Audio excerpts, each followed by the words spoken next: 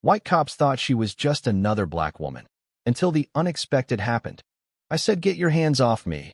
Her voice cracked from yelling, blood blooming through the white of her shirt like a slow-moving flower. She stumbled back, holding her side. 3 officers froze. The 4th, the one who had tackled her, stood over her, hand still twitching near his holster, eyes wide like he suddenly realized something was very wrong. "You don't know who I am," she said, breath hitching, one palm pressed to the pavement for balance. "You really don't know what you just did." The radios on their belts squawked, but no one moved. Her hand slipped into her coat pocket. The closest officer raised his weapon. "Don't move." But she didn't stop. She pulled out a small black object. Shaking, bleeding, crying. She held it up. That's not," the youngest cop started, voice cracking. "Tell me where my daughter is," she said, her voice a sharp whisper that still cut through the noise. "Right now." They all looked at each other. And then, one of them reached for his radio, face drained of color. Why would a local police officer need to call in federal clearance? Who the hell was she really? 3 weeks earlier, it was just another Tuesday. Kendra Miles pulled the sun-faded hood of her sweatshirt tighter around her head as she stepped out of the corner store with a bottle of ginger ale and a pack of saltines. Her stomach was still off, had been for days. Maybe it was stress, maybe something else, but she didn't have time to think about it.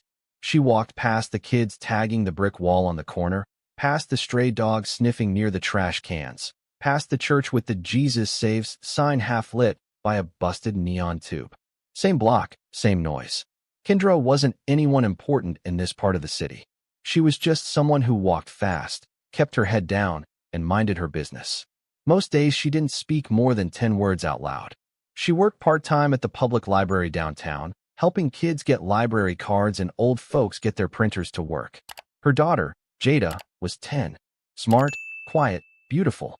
The kind of kid who didn't say much, but noticed everything. Lately, she'd been coming home with strange stories from school. Men in black cars watching the gates, teachers getting replaced, whispered rules about what not to talk about. Kendra had brushed it off. She didn't want to feed into fear. Until Jada disappeared. It happened on a Thursday. Kendra went to pick her up from school, but the secretary said she'd already left. Alone. That had never happened before. By the time she filed a missing persons report, the sun had gone down. The officer barely looked at her while he typed. Probably just wandered off. Kids do that. But Kendra knew her daughter. Jada didn't wander.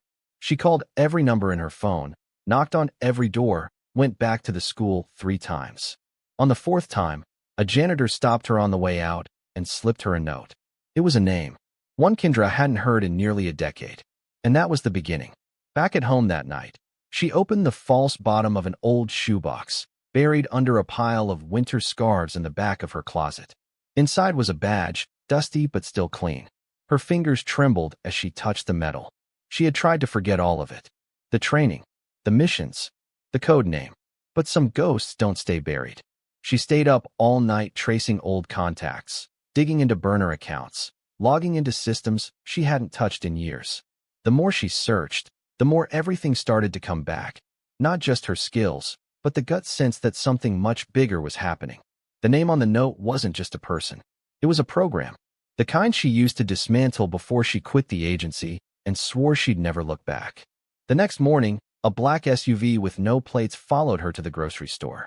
The day after that, she found her apartment door cracked open and her laptop gone. But it wasn't until she caught the man watching her from across the street, the same man from an old mission in Caracas, that she finally understood. Jada wasn't just missing. She was taken. And Kendra? She wasn't just a mother anymore. She was back in the game.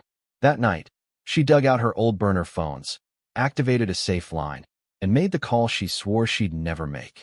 "Agent Miles," said the voice on the other end, clipped and cold. "Didn't think I'd ever hear from you again. You said if I ever came back," she said, voice tight. "You'd owe me a favor. Depends what you need. I need a dossier on Project Dusk, and I need it tonight." There was silence, then a slow exhale. "Jesus, you really want to open that box again?" "You took my daughter," she said. "I'm opening every box." When she hung up, she stared at herself in the mirror. Kendra didn't see the tired library assistant anymore. She saw the woman she used to be, the one the agency made, then abandoned. The one who once walked through fire and left no trace. She took off her hoodie, and pulled her hair back tight. She'd let them think she was just another black woman. That was the mistake. Now they were going to learn the hard way. And by the time they realized who she really was, it would be too late. The diner was halfway to the edge of town, barely lit, barely open, smelling like burned bacon and stale coffee. A faded "Help Wanted" sign hung crooked in the window. The waitress didn't even glance up when Kendra stepped inside. She slid into a booth near the back and didn't order. Just waited. At 1:07 a.m., a man in a dark coat sat across from her. Mid-50s, lean, pale, and jittery, like he'd been living off nicotine and caffeine for 20 years. He didn't say her name, just slid a plain manila envelope across the table. She opened it. 6 pages. 1 photo. A set of GPS coordinates. A single name printed in small block letters at the bottom. Unit 7, Dusk Initiative. Off the books research program. The man said quietly. Started 2 administrations ago. Went silent after a mission went sideways in Lagos. What kind of research? She asked, scanning the files. Behavioral modification. Military grade. Mind control at scale. She looked up. They were testing it on kids. They called them prototypes. Didn't want to use soldiers. Too risky. Too many variables. So they picked children. Underprivileged. Off the radar. Mostly black and brown. Kendra's jaw clenched. How many? Over 300 across the country. But Unit 7? That one's special. It's the only one that's still running. Still active. Her voice came out flat. Where is it? He tapped the GPS coordinates. A facility built under the guise of a juvenile rehabilitation center. Outside of Richmond. Remote. Heavily guarded. No one goes in. No one comes out. Kendra folded the papers slowly. Jada's in there? We traced her bracelet's chip to the area before the signal went dead. It's the only lead we've got. And the cops. They're not in charge. They're just told to look the other way. She looked down at the photo. A grainy security cam still of a child being led through a metal door. The face was half-turned, but Kendra recognized the way she held her hands. Palms closed into fists, tucked against her sides. Jada always did that when she was scared. She pocketed the photo. The man across from her side. You know this is suicide, right? I'm not asking for permission. He held out a small flash drive. This gets you in. Maybe. But if you get caught, I won't. He nodded once. You're not the only one who lost something to Dusk. Just be careful who you trust. She left the diner without another word. The drive back was silent. No music. No news. Just the sound of her own breath, steady and slow. By the time she pulled up to her apartment, dawn was breaking. She turned off the engine and sat still. There was something strange about the front door. Not open. Not forced. Just ajar. Her instincts kicked in before her thoughts did. She moved to the side, drew the small pistol from the holster inside her coat, and approached quietly, avoiding the wooden step that always creaked. Inside, the air smelled like her perfume and someone else's sweat. She was not alone. A shadow moved in the hallway. Fast, controlled, trained. So was she. They collided near the kitchen. A flash of metal. The hiss of breath. She kicked low, twisted, elbowed high. The figure staggered. She slammed them into the counter, gun to their throat. Then froze. The face looking back at her was familiar. Bruised, older, but familiar. Anna, she whispered. The woman coughed, wiping blood from her lip. Still fast, Miles. You were dead. Almost. Anna held up both hands slowly. I came to warn you. Kendra lowered the gun, but didn't relax. How long were you watching me? Long enough to know what you're planning. Anna sat on the floor, exhaling hard. You're going after Unit 7 alone. I'm getting my daughter back. They'll kill her before you even get past the gate. Kendra stepped back, pacing now, heart thudding. So what? I do nothing? Let them erase her. No. Anna said, steady. You don't do it alone. There was a silence between them then, thick with everything they never said after Caracas, after the mission that broke them apart, after Anna was presumed dead and Kendra walked away from the agency for good. I have a team, Anna said. Quiet. Off-grid. We've been tracking Dusk for years. We thought they'd gone dark. We were wrong. Kendra's fingers twitched. The last time she trusted Anna, they both lost everything. But if Jada was inside that place. I'm in, she said. Anna nodded. Then we move fast. They know you're coming. Kendra blinked. How? They always know, Anna said.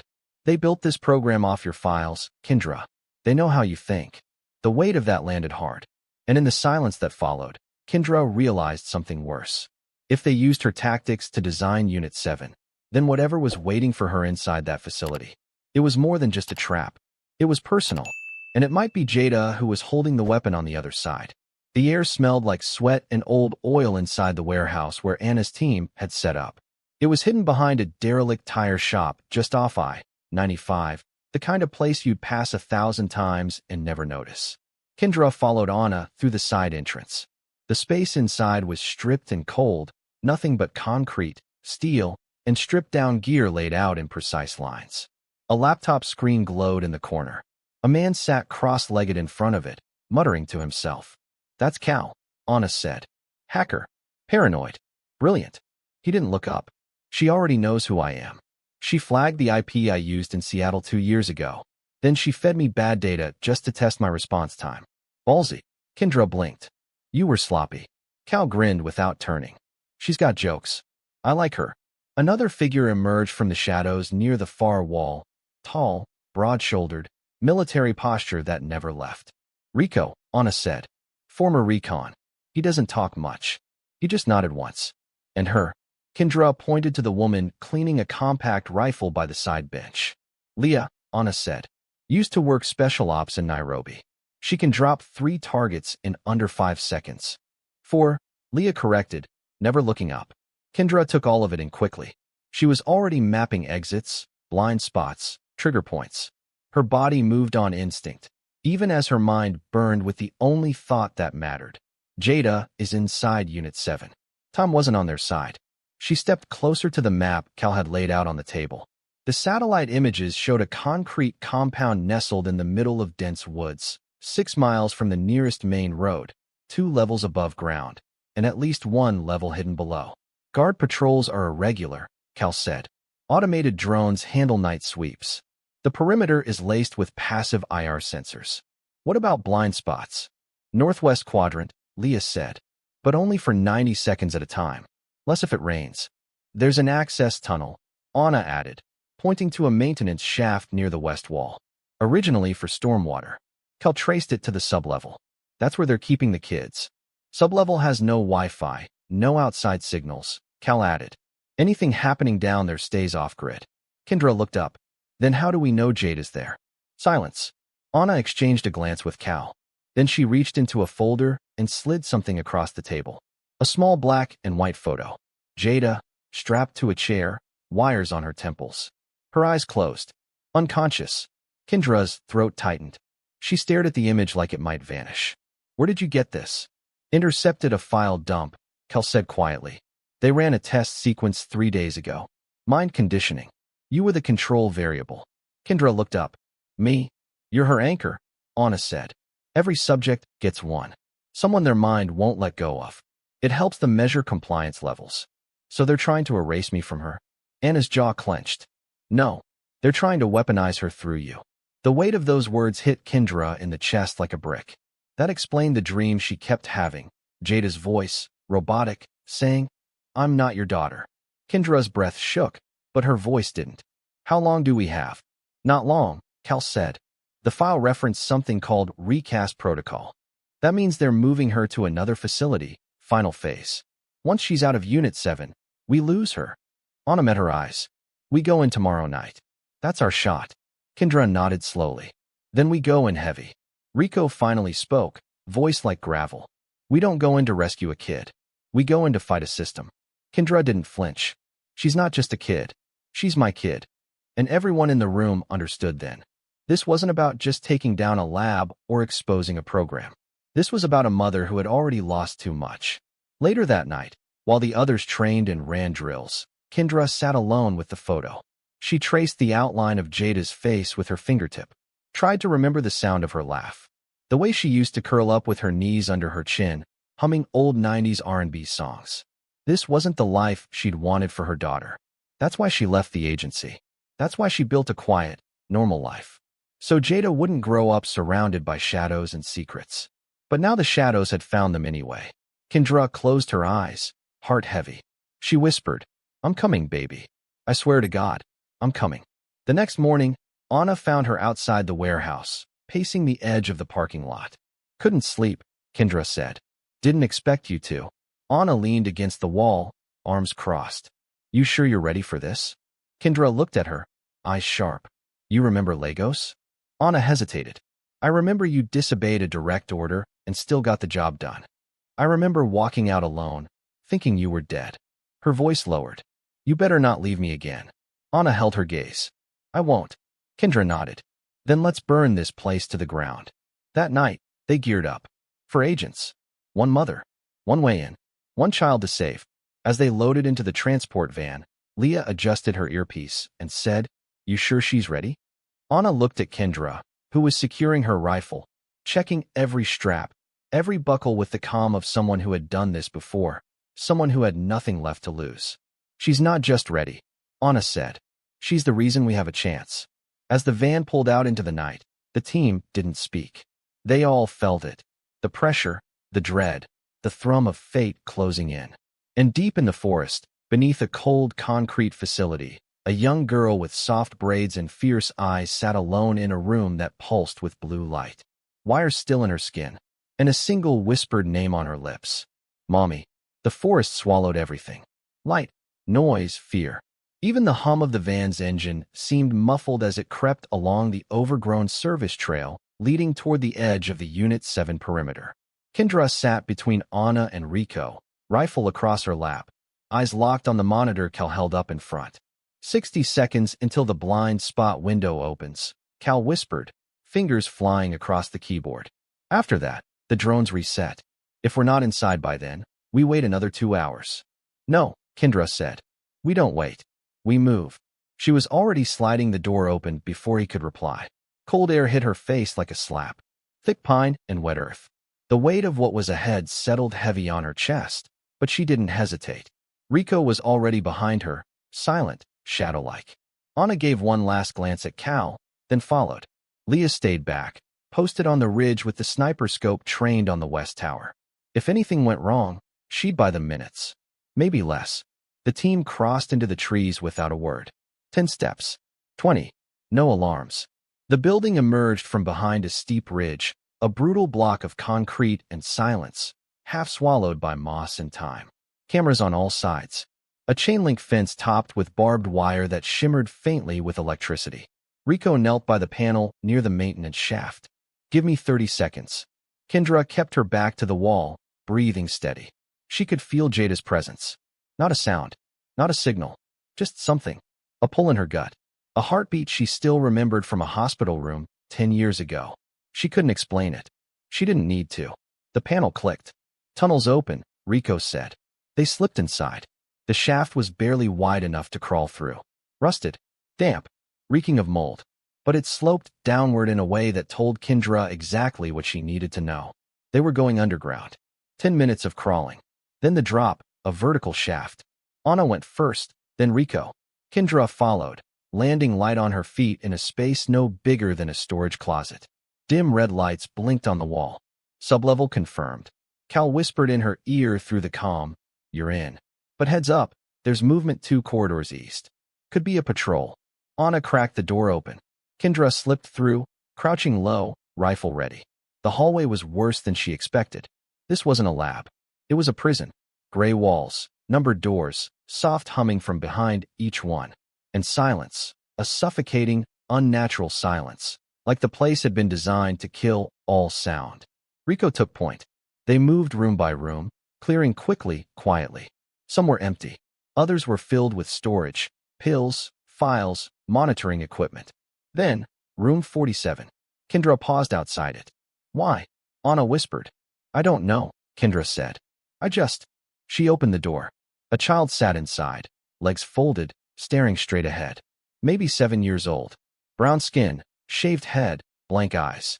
When the door opened, he didn't flinch. Kendra knelt in front of him. Hey, my name's Kendra. I'm looking for my daughter. Her name is Jada. No response. But then, she cried. The boy whispered. They made her cry. They said crying meant weakness. They said weakness had to go. Kendra's throat closed. Anna put a hand on her shoulder. We don't have time. Kendra stood slowly. We're not leaving him. The boy's head turned toward her, just slightly. Room 61. Kendra froze. What? That's where they took her. She bent down again. How do you know? They let us see, he whispered. So we'd learn. She fought. So they kept her. Kendra swallowed hard. What's your name? The boy blinked. I don't know. Her chest ached. But there wasn't time. Rico, take him with you. Get him out of here. Quiet. Fast. Use the tunnel. We'll meet you at the fallback point. Rico nodded, scooping the boy up with practiced care and vanishing back the way they came. Kendra turned to Anna. Room 61. They moved faster now, no more checking doors. They passed other children, most asleep, some awake, all silent. Room 61 had a keypad. Anna cracked it in 10 seconds. Kendra pushed the door open, and there she was, Jada, strapped to a medical chair, head tilted to one side, wires still in her arms, her chest rising and falling in soft, rhythmic breaths. Kendra rushed to her. Baby, it's me. Mommy's here. Jada didn't stir. Anna moved to the control panel. Sedative drip. She's deep under. I can shut it down, but we'll need to carry her. Do it. Anna cut the wires, turned off the 4. Kendra lifted Jada gently, pressing her daughter's head against her chest. She felt like a rag doll. Come on, baby. Wake up. Time to go, Anna said. They reached the hallway, and the lights went red. Screaming klaxons filled the corridor. Perimeter breach, Cal said through the comm. You've been made. Whole building's going lockdown. A voice boomed through the speaker system. Cal's voice cut off. Then the hallway speakers buzzed alive. Agent Miles. Kendra froze. You should have stayed gone. A pause. Do you know what you've done? Kendra turned to Anna. We split. We can't fight our way out. We don't need to. You take Jada. I'll buy you time. Anna hesitated. Go. Kendra turned, rifle in hand, heart pounding. As Anna disappeared into the dark with her daughter, Kendra moved back toward the direction they came, head high. And from the speakers, you were always our most promising experiment. Kendra froze. Her hands shook. That voice wasn't the director.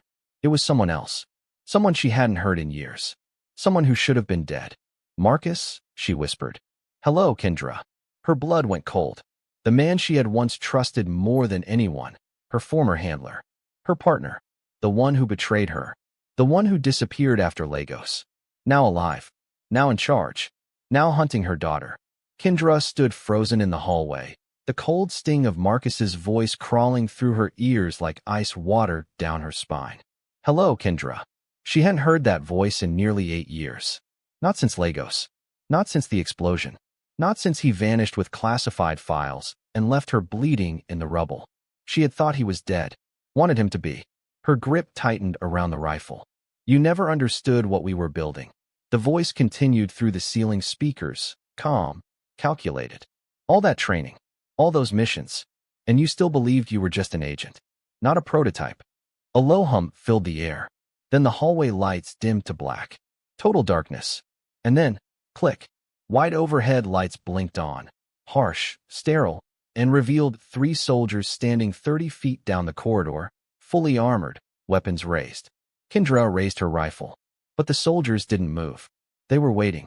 She could feel it. Then a panel on the far wall slid open, and a figure stepped through. Tall, in a black tactical coat, gray creeping into his beard. Still fit. Still dangerous. Still him. Marcus. His eyes locked on hers. I never wanted it to be you, he said, voice low, too casual for this place. But we didn't have a choice. You had every choice, Kendra said, aiming square at his chest. You just wanted control. He tilted his head. And you wanted peace? You think peace comes from walking away? From hiding in some underpaid library job while the world builds weapons in its classrooms? You used children. Her voice cracked. You took my daughter. Marcus didn't flinch. Because she's you, Kendra. Because no matter what name you gave her, she's not just your daughter. Kendra's breath caught. What are you talking about? Marcus stepped forward. The soldiers stayed still. She's not your daughter by accident, he said. She was part of the initiative. You were meant to raise her. To shape her. That was your final mission. No, Kendra whispered. That's not true. You think the agency didn't plan for you to disappear? Marcus said. You think it wasn't part of the protocol? You weren't protecting her from us. You were delivering her to us. Slowly. Naturally. Emotionally. That's why we gave her to you. Kendra's vision blurred. You're lying. Marcus reached into his coat and tossed something onto the floor between them. A birth certificate. She didn't need to look at the name. She knew that paper, knew the date, the doctor, the hospital where Jada was born. But what she'd never questioned, never thought to check, was what preceded it. The seal at the bottom. Property of Division 12, Genetic Subject Program. You were part of the experiment the moment you held her, Marcus said softly. She's not just bonded to you. She was designed for you. Kendra shook her head. Her hands trembled. No, she muttered. You think it was coincidence she resisted the protocols? Marcus's voice dropped to a whisper. You think she fought because of some inner strength? No. She fought because you taught her how to. You gave her too much soul. He stepped closer, arms open, almost sympathetic. That's why we need you, Kendra. You can bring her back. You can complete what we started. Kendra looked at him, and for a flicker of a second, he wasn't the man who betrayed her. He was just Marcus, the man who once believed in something, the one who stayed awake with her after missions, the one who whispered to her in the dark that she was more than the weapon they tried to build. And maybe that's what made it worse. Because it was him. And he chose this. No, Kendra said. You don't get to rewrite what she is. She raised her rifle and fired, but he was already gone. The soldiers surged forward. She dropped one with a clean shot to the throat, rolled behind the side panel, took the next one in the knee. The last one lunged, but she was faster. Kendra spun, grabbed his collar, and slammed him into the wall. His helmet cracked. She pulled it off and froze. It wasn't a soldier. It was a boy, maybe 15, skin dark, eyes blank, veins glowing faint blue near his temples. Unit 12, he whispered. Initiate sequence. He slammed his fist into her chest. The shock flared through her like lightning. Kendra fell backward, gasping, twitching, and the boy stood over her, eyes wide, fingers twitching, mouth trembling like he didn't even want to be doing this. Kendra, he whispered. Please help me. Then he seized, jerking backward like a puppet yanked by strings, and collapsed. A low electric buzz filled the hall. She scrambled to her feet, breath ragged, heart racing. She had seconds. Cal. She gasped into the comm. They're using kids. They've weaponized them, biocontrol implants. Marcus is alive. He's running this. No response. Cal? Anna. Nothing but static. She ran. Every step deeper into the facility twisted the fear tighter in her gut. Marcus had revealed too much, but not everything. And that made him dangerous. He wanted her alive. He needed her. That meant she had leverage. But only for now. She rounded the next corridor, kicked open a side door, and found herself in a server room. Blue lights. Cold air. A terminal. She plugged in Cal's flash drive. The screen blinked to life.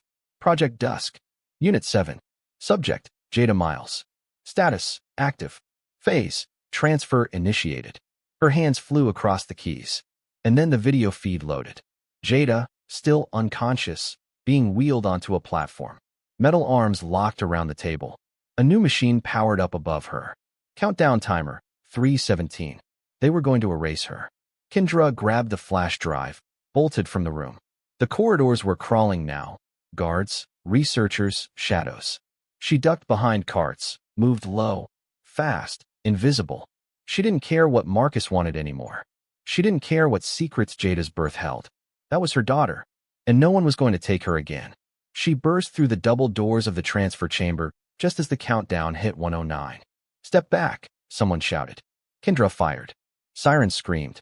A second shot dropped the tech at the console. The third shot sparked off the clamps holding Jada's arms. She reached her daughter, yanked wires free, lifted her into her arms. Jada, she whispered. It's me. Wake up. No response.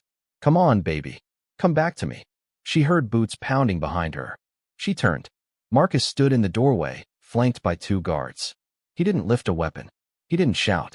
He just looked at her and said quietly, If you walk out now, Kendra, you'll never know the truth.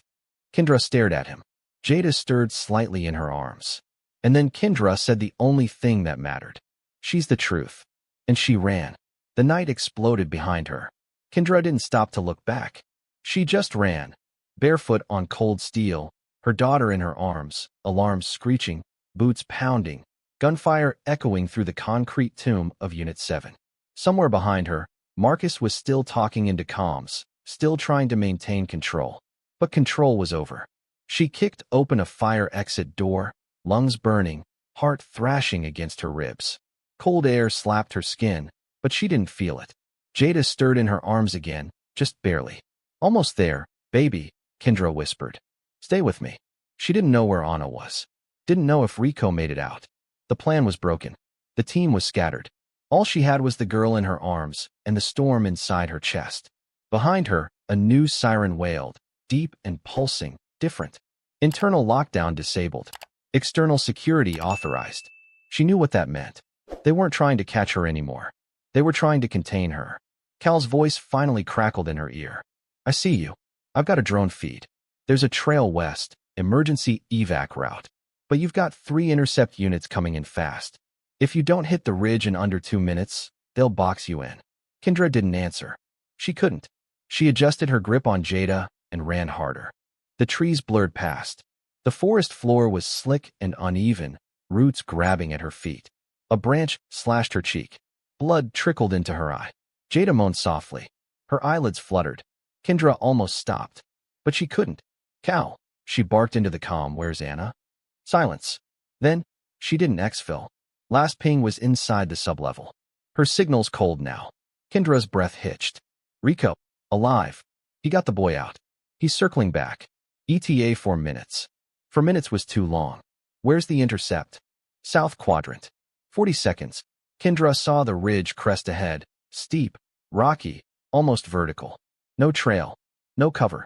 But above it, through the trees, a blinking red light. The evac drone. Climb, Cal said. Now. She tucked Jada tighter to her chest, found a foothold in the rock, and started climbing. Every muscle screamed. The girl weighed nothing and everything all at once. The cold bit deep. Blood smeared her grip. But she climbed. Behind her, voices. Flashlights. A warning shot cracked against the rocks just inches from her foot.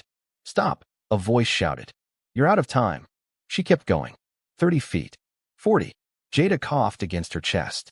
Weak but alive. Kendra, Cal shouted. Incoming. She didn't look down. She launched over the ridge just as 2 bullets tore past her shoulder. Rolled hard. Curled her body around Jada. Felt the impact of ground and stone and bone.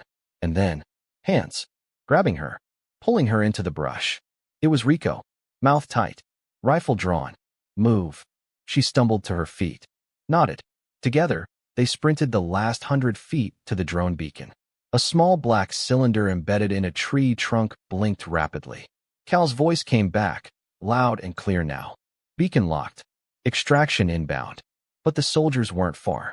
Shouts echoed through the trees. Then gunfire. Rico ducked behind a boulder, firing back. Kendra dropped to her knees, shielding Jada. Hold her. Rico shouted. She pressed Jada to the ground, wrapped both arms around her, braced. And the drone arrived. Not silent. Not sleek. But loud, fast, and low, blades slicing the air as it descended. A hatch opened underneath. Go. Rico shouted. Kendra didn't think. She just jumped. The inside of the drone was cramped, dark, reeking of smoke and fuel. She cradled Jada in the corner as the hatch slammed shut and the drone launched back into the sky. Gunfire rattled off the outer shell. A bullet dented the rear panel. But they were airborne. They were gone. She didn't realize she was crying until Jada stirred again, eyes barely open now. Mommy, she whispered. Kendra held her tighter. I'm here, she said. I'm here, baby. Jada's lip trembled. They tried to make me forget you. I know, Kendra whispered. But you didn't. You held on. A weak nod. Then her eyes rolled shut again. But not unconscious. Just safe. Finally safe. The drone climbed into the night, leaving Unit 7 behind, burning, compromised, exposed. But inside Kendra, something else burned. Anger. Guilt. Clarity. Because Marcus wasn't done. And now he knew what she was capable of. Later that night, inside a safe house far from the site, Kendra sat by Jada's side as she slept. Anna was still missing. The boy they rescued had no memory of who he was. And Rico said only 4 words before disappearing into the shadows. You'll hear from me. Kendra watched the sun rise through the cracked blinds. Her phone buzzed. A single encrypted message from Cal.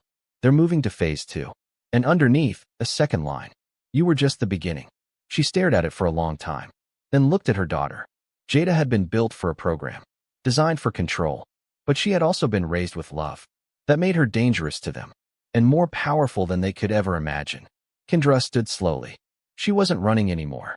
She wasn't hiding. She had a war to finish. The first thing Jada said when she finally sat up on her own, for days later, was, "Are they still in my head?" Kendra froze. She had just been pouring tea in the kitchenette of the safe house, a quiet moment in the middle of chaos. But that voice, small, hoarse, filled with something too old for a 10-year-old, stopped her in her tracks.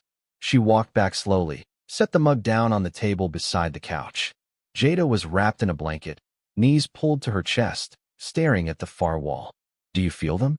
Kendra asked carefully. Jada hesitated. "Not all the time. But when I sleep, it's like someone's trying to talk through my dreams." Kendra sat beside her, rested a hand on her daughter's back. They used something called anchor linking, tried to build obedience through emotional bonds. "They wanted to make me forget you," Jada said. "And then, they wanted me to hate you." Kendra's stomach turned. "I didn't," Jada said quickly, like she could hear her mother's thoughts. "Even when they made me say things, I didn't mean them." "I know, baby," Kendra whispered. "You held on. You saved yourself." Jada leaned into her side. "Are we safe now?" Kendra didn't answer. She couldn't lie to her. The safe house was temporary. Cal had set it up using a location scrubbed from old agency logs, a spot they once used to stash foreign defectors. But even buried in the Blue Ridge Mountains, Kendra could feel the pressure outside. She hadn't stopped checking the perimeter every hour. She hadn't slept for more than 20 minutes at a time. And Anna was still missing. Later that afternoon, Cal arrived.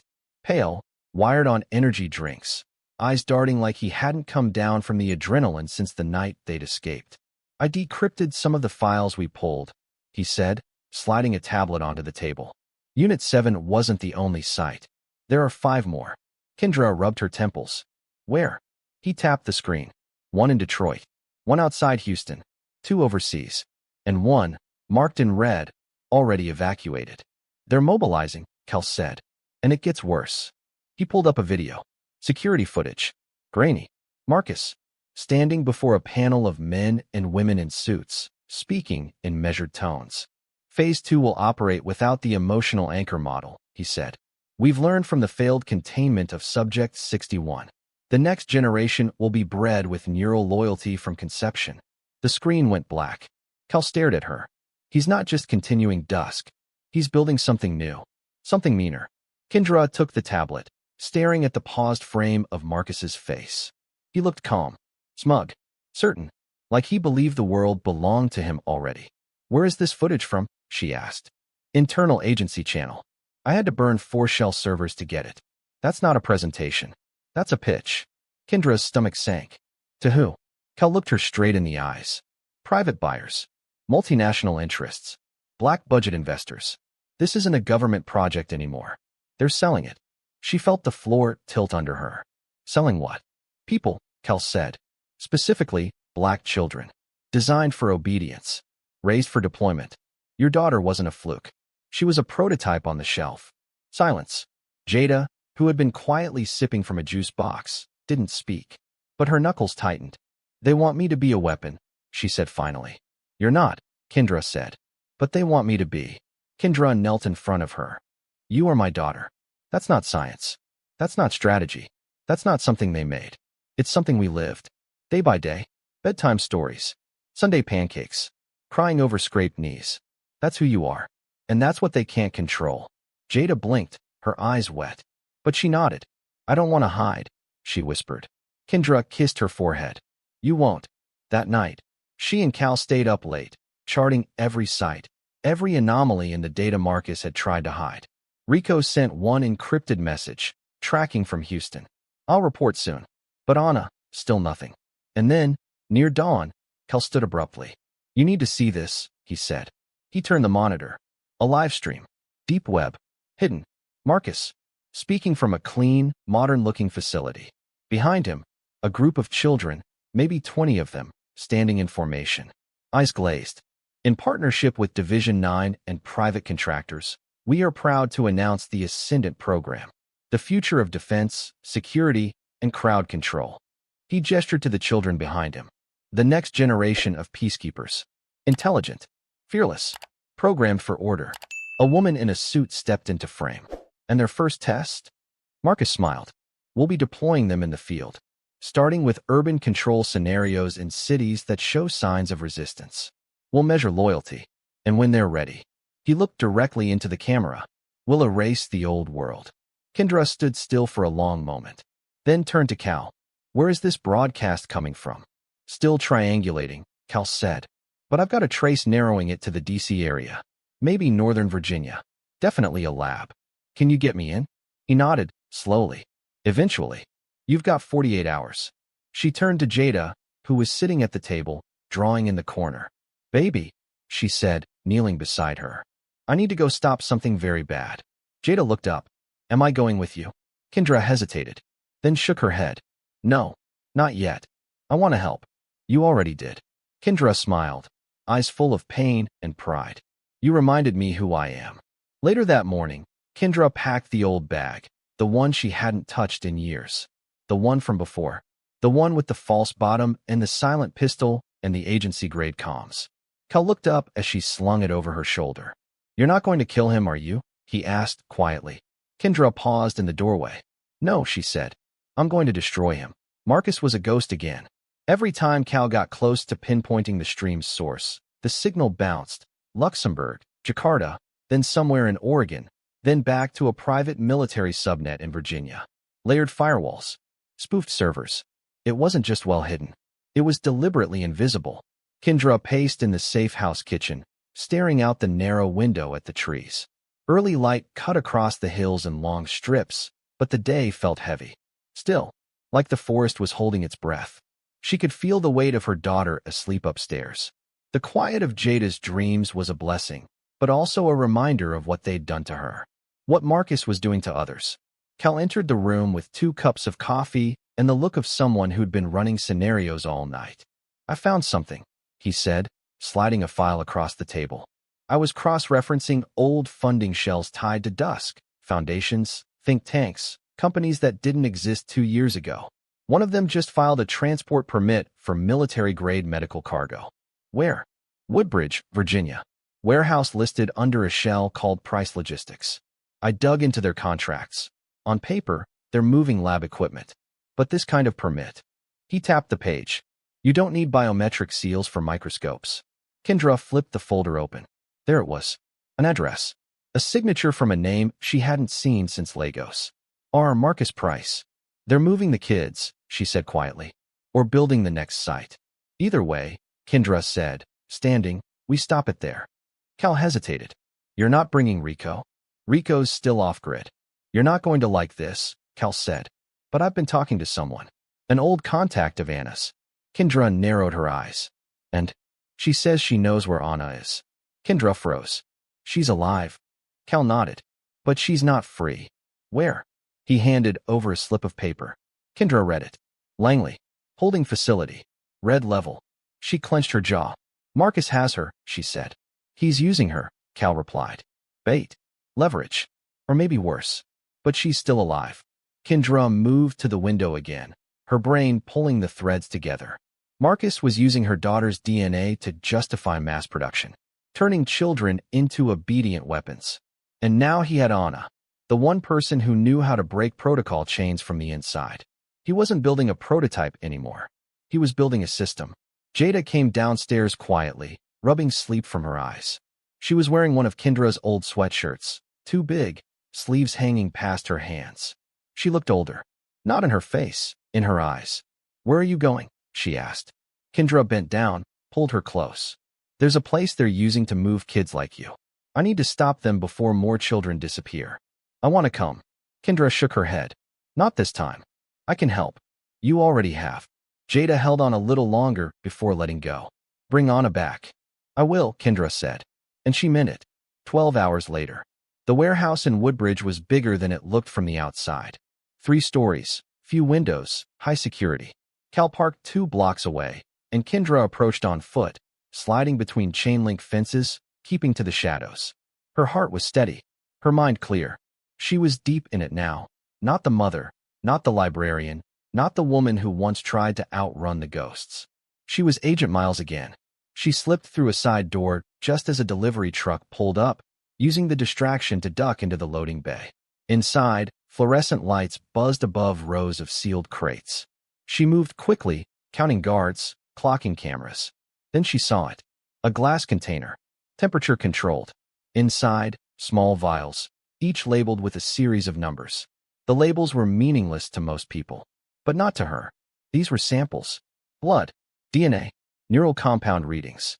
Subjects, children. She scanned a barcode with a portable device Cal had given her. A name popped up on the screen. Subject 61, Jada Miles. Her breath stopped. They weren't just using her daughter's data. They were duplicating it. Behind her, a noise. Too late. A blow to the side of her head sent her crashing into a steel crate. Her vision blurred. Two men in suits rushed forward. She dropped one with a shot to the knee. The second she took down with a knife she hadn't used in years. And then, out of the corner of her eye, she saw the third. But this one wasn't a guard. It was a child, barely 12, in uniform, standing rigid, eyes glowing faint blue under the skin, like the boy from Unit 7. The child raised a weapon, not a gun, but a taser lance hybrid, designed to disable, not kill. Kendra didn't move. She looked at him, really looked. "Do you know where you are?" she asked softly. The boy hesitated. "You don't have to follow this. You can stop." His hand shook. Behind him, Marcus's voice crackled over a loudspeaker. "He won't stop. He can't. That's what makes him better than you." Kendra dropped her weapon. Slowly, stepped forward. The boy was trembling now. "Please," she whispered. "You can choose something else." His hand lowered. Then, bang. Not from the boy, but from the catwalk above. Kendra dove behind a crate as a bullet ricocheted. She looked up. Marcus, staring down at her. "Hello again, Kendra." He was smiling. Because he had her cornered. Because she'd walked right into it. But Kendra was smiling too. Because as she reached into her pocket, she pressed a button Cal had given her. A signal. And 2 blocks away, a black van came to life. Inside it, Jada sat upright, watching the monitor. She wasn't supposed to come. But she did. Because while Kendra had walked into Marcus's trap, Jada had just walked into his facility. And the servers in the basement? They were starting to burn. The explosion hit just as Marcus reached the bottom of the stairs. A concussive boom shook the walls of the warehouse. Lights flickered. Sirens screamed. Kendra threw herself behind a stack of crates as metal rained from the ceiling. Smoke poured from the east wing, the server room. Marcus spun toward the control panel near the freight elevator, jabbing at it, but it was already too late. Every screen around him blinked red. Data breach detected. Mainframe failure. Fire suppression system offline. Kendra smiled through the smoke. Surprise. From behind her, the boy, the one Marcus tried to use as a weapon, pulled her behind another crate. His voice trembled. "I don't want to hurt anybody." "You don't have to," Kendra said, pressing her hand to his shoulder. "Help me stop this." He nodded, eyes wide with something that looked like the first flicker of freedom. Upstairs, Jada moved like a ghost. She had gotten in through the ventilation shaft above the northern wing, slipped past 2 guards, and dropped into the server corridor just before the timer on Cal's EMP charge hit 0. Now the air smelled like burning plastic and scorched copper. She was alone. She knew she wasn't supposed to be here. Cal had begged her to stay behind. Her mom had sworn she wouldn't leave without her again. But something in her chest had pulled her forward anyway. Something deeper than fear. This was her fight too. She moved toward the data hub, the place where Cal said the cloning logs were stored. DNA schematics. Emotional anchor maps. All of it. She reached the terminal. Sparks flew. The screen flickered, but it was still alive. She slid the drive into the port. Uploading virus. Percentage bar, 8%, 17%, 31%. Then footsteps behind her. Fast. Heavy. Jada ducked just in time. A guard fired where her head had been. Sparks burst from the console. She rolled beneath the terminal, pulled the taser stick Cal gave her, improvised tech, small but powerful, and jammed it into the guard's knee. He screamed. Dropped. She didn't wait. The virus was still loading. She stood over him, heart pounding. "Please," he said, coughing. "I'm not like them. I'm just doing a job." She looked at him and walked away. Upstairs, Kendra moved through the smoke with the boy at her side. They passed a chamber filled with more vials. More children. Some were sedated in tanks. Others stared blankly through reinforced glass. Kendra's rage boiled. Marcus was turning lives into test subjects. Erasing stories. Families. Futures. Turning black children into assets on a ledger. She turned to the boy beside her. Can you unlock the doors? He nodded. I think so. He moved to the control panel. His hands shook. But he remembered. He had seen them do it.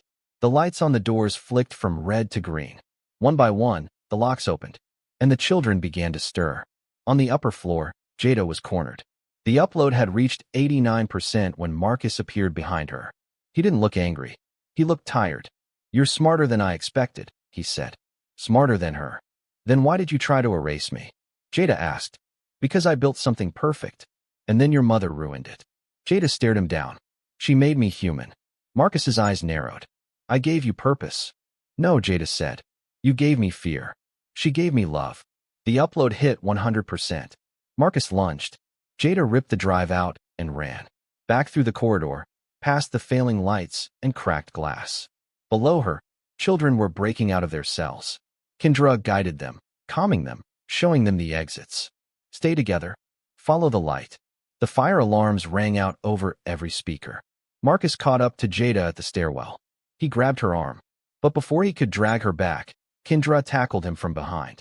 He hit the wall hard, groaning. You never learned how to stay down, he gasped. And you never learned what a mother will do, Kendra snarled. They fought like people with history. She broke his nose. He dislocated her shoulder. But she didn't stop. Because behind her, Jada was watching. Because all the children Marcus tried to use were watching. Marcus went for his sidearm. But the boy, the one who helped Kendra earlier, grabbed it first. He pointed it at Marcus with trembling hands. Enough, he said. Kendra stood. Put it down, she told him gently. He looked at her, eyes wide. Then he did. The room was silent. Sirens still blared in the distance, but inside, everything was still. Marcus coughed, spitting blood. This won't change anything.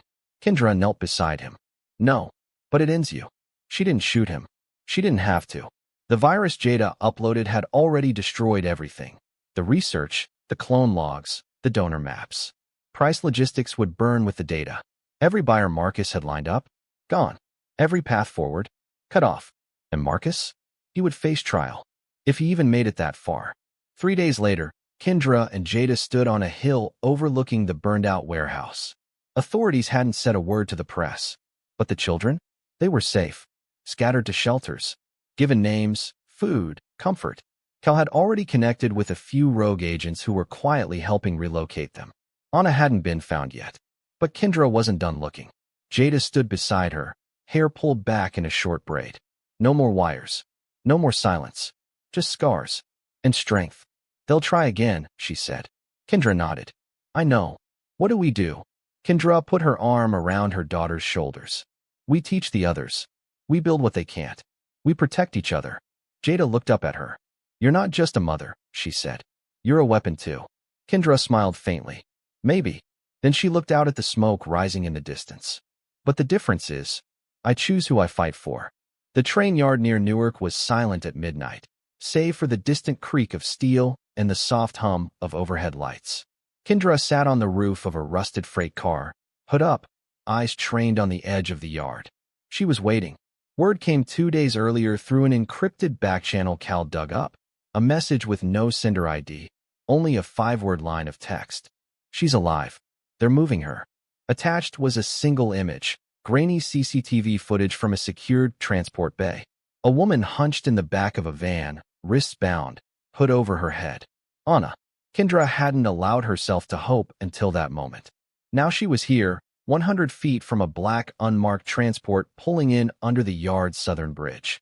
They were moving Anna under false logs. No guards in uniforms, no official routes. Quiet. Discreet. The same way they moved children across state lines. Not as humans, but as materials. A different kind of trafficking. Kendra hopped down from the train roof and landed soft on the gravel. Cal's voice came through her earpiece. Van's decelerating. You've got a 30-second window before they switch escorts. Kendra moved fast, weaving between shadows, gun tucked tight against her ribs. Her mind was already counting breath, measuring wind, mapping angles. This wasn't revenge. This was rescue. And it had to be perfect. She reached the van just as the driver opened the rear door. 2 guards. No insignias. Civilian gear. Just eyes like mirrors and posture like they'd been trained by someone with a kill count. Kendra fired once, clean into the first man's knee. The second moved to draw, but she was already on him. A hard elbow. Disarm. Chokehold. Drop. It took 7 seconds. She yanked open the rear doors. Anna lay there, barely conscious, hood pulled over her face. Dried blood crusted along her cheek. Kendra pulled the hood off, hands shaking. Anna blinked. Her mouth twitched into a pained smile. Took you long enough. You always were dramatic, Kendra muttered, voice breaking. I heard you brought down a lab. I brought down a war. Kendra cut the restraints and helped her sit up. Anna's voice was hoarse. He's still alive? Marcus? Yeah, for now. Should have killed him. I wanted to, Kendra said. But he needs to be seen. Needs to rot in the light. Anna coughed. Maybe you are growing soft. They sat there for a breath.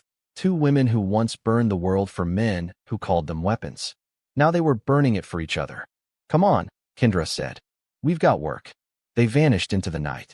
Back at the safe house, Jada stood in the hallway, eyes locked on the screen where Cal paced in front of a flow of data lines.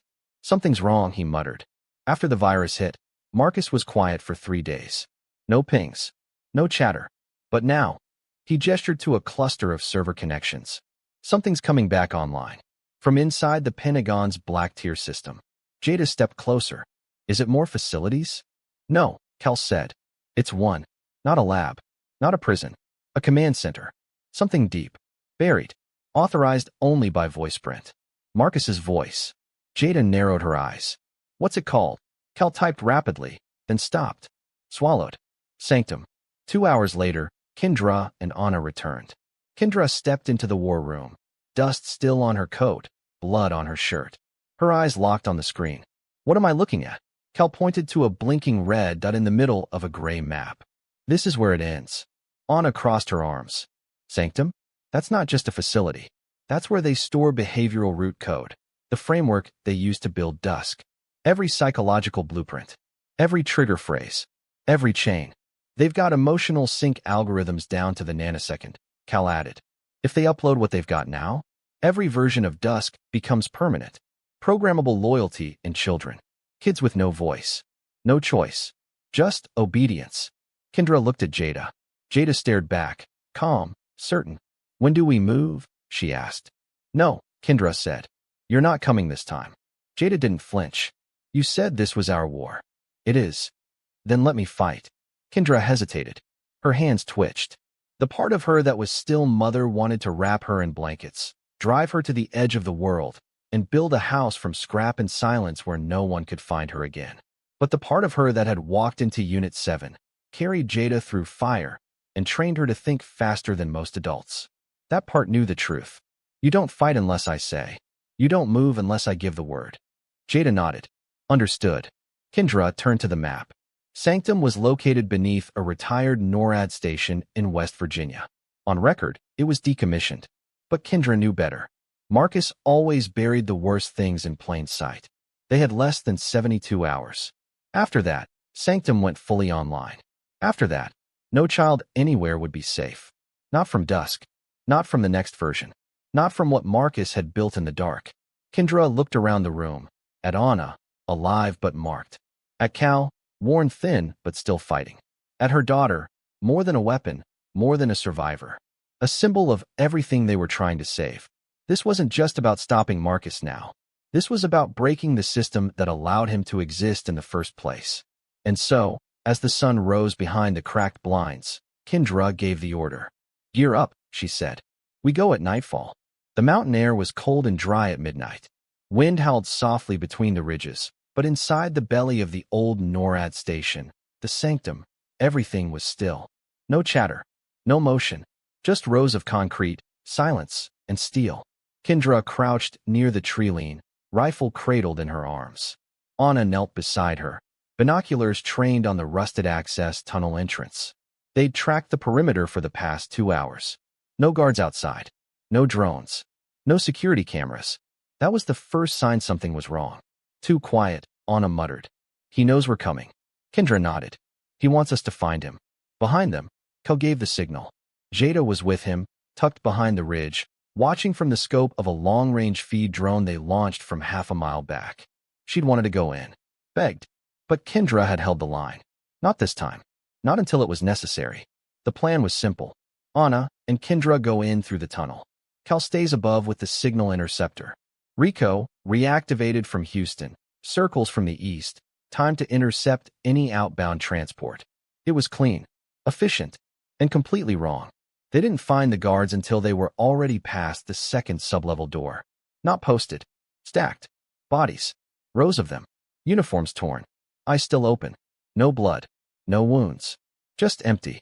Anna stepped lightly through the hallway, flashlight beam darting over the scene. "These aren't guards," she said. Kendra frowned. "What do you mean?" Anna pointed to a wristband on one of them, military grade, but embedded with a neural sync module. "Test subjects," she whispered. "He moved his last phase here." Kendra's blood ran cold. They'd assumed Sanctum was the brain, data, code, control signals. But it was the heart, the source of everything Dusk had built and destroyed. They moved deeper.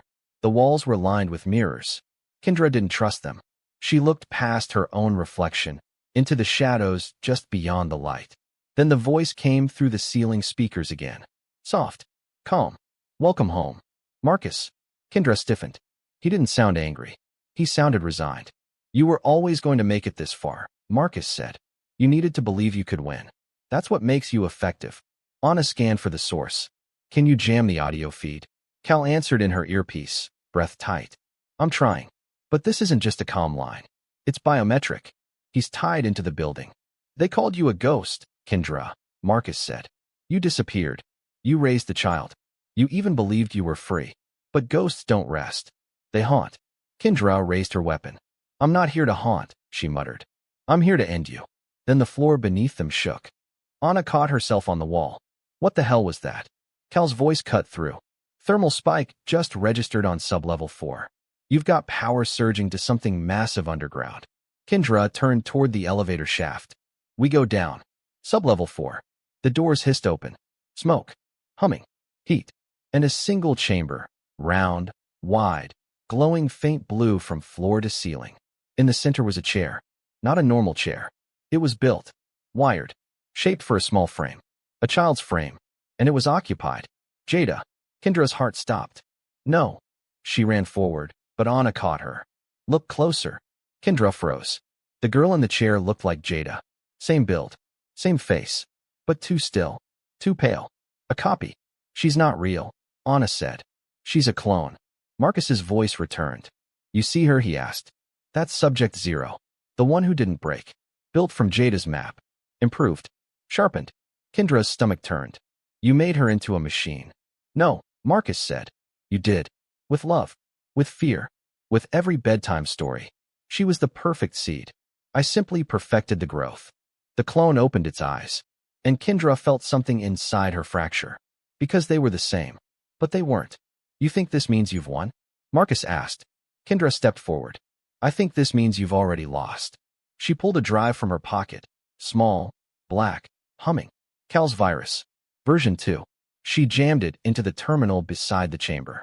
"You destroyed your legacy," Marcus said. "No," Kendra said, eyes locked on the clone. "I'm saving hers." The clone stood from the chair, slowly, and spoke. "I'm not her." Kendra raised her weapon. "I know. But I remember her," the clone said. "I remember how you held her. What you told her. What you made her believe." Kendra's hand trembled. Anna stepped beside her. "We can shut this down. The whole thing. Now." Marcus's voice faltered slightly. "If you do that, every child still in the system, every file, every trace, we lose them." Kendra stared at the clone. Then she stepped back and pulled the trigger. Not at the clone. At the terminal. The virus engaged. A wall of light surged outward. Power crackled. Files melted. The floor shook again, harder this time. A fire roared to life beneath the data core. Marcus screamed in her ear. "You don't understand what you've done."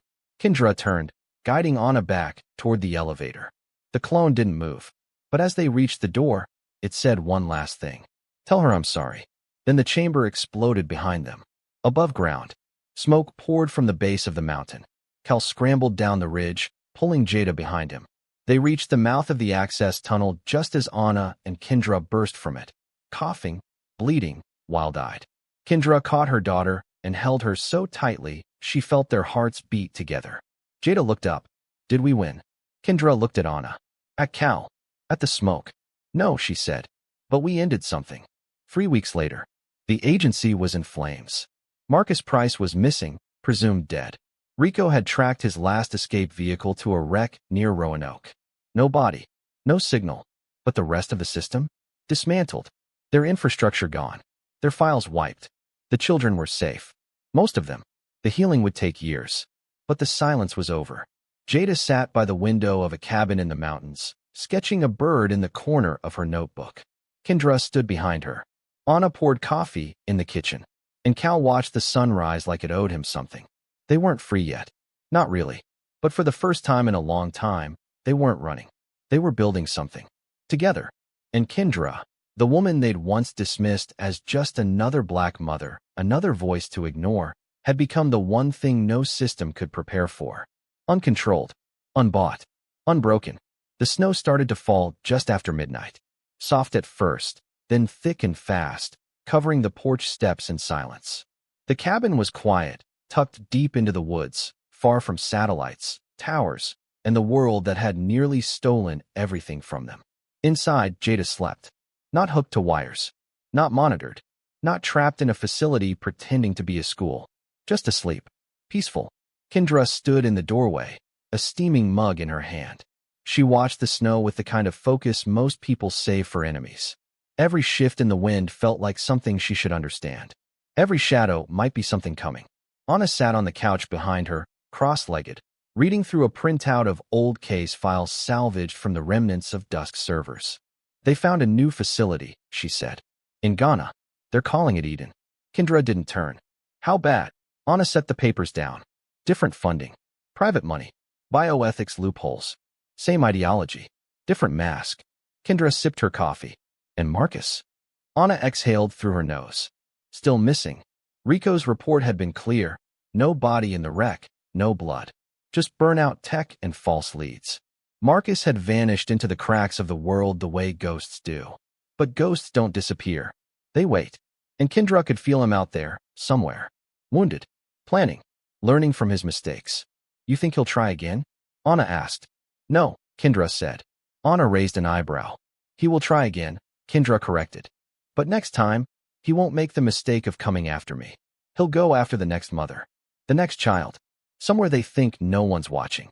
Anna stood, walked to the window beside her. So what do we do? Kendra set the mug down. Her hands were steady. We build something they can't touch. 6 months later. New Orleans, Louisiana. A community center sat at the edge of the Treme district, newly rebuilt from the bones of an abandoned school. The sign outside read, The Hollow Program. Healing our lives, learning our worth. Inside, laughter echoed through a wide hallway. Kids moved between art classes, coding labs, group therapy circles. Most were quiet at first. Some had been rescued from Dusk facilities. Some had slipped through before the systems collapsed. A few had never known how close they'd come.